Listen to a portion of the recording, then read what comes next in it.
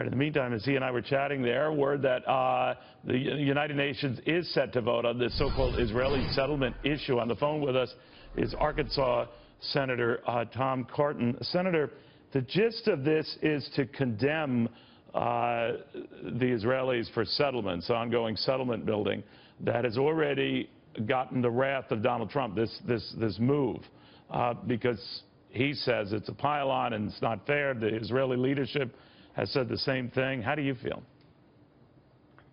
Neil, if President Obama allows this resolution to go forward, he will cement his deserved legacy as the most anti-Israel president ever.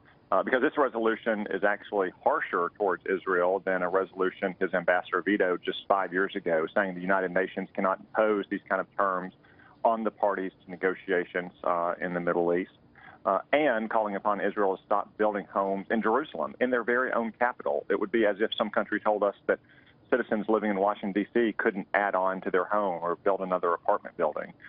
It's outrageous that President Obama is trying to sneak this through on the Friday before Christmas and doesn't even have the courage to have his ambassador vote for his handiwork.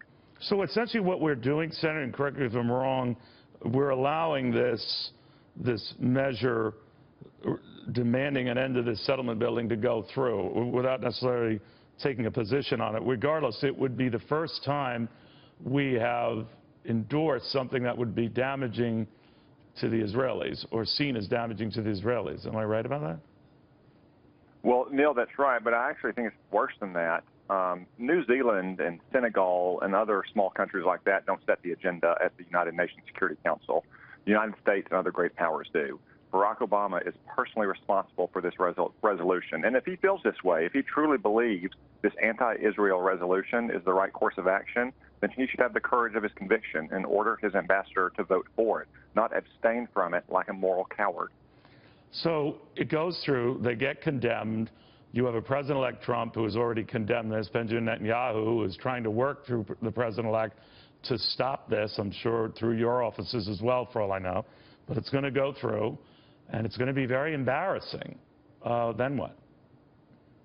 Well, this is President Obama, in my opinion, trying to tie the President-elect's hands.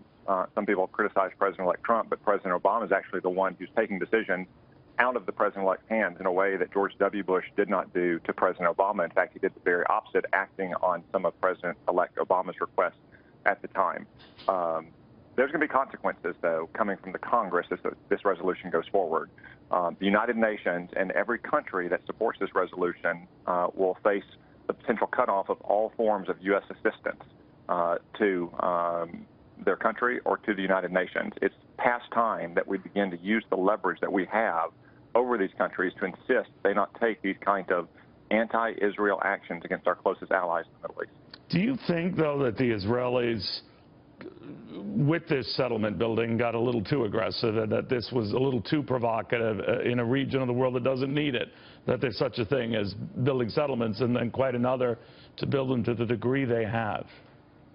No, of course not, Neil. And just to put it in context, what so many people call a settlement is a neighborhood.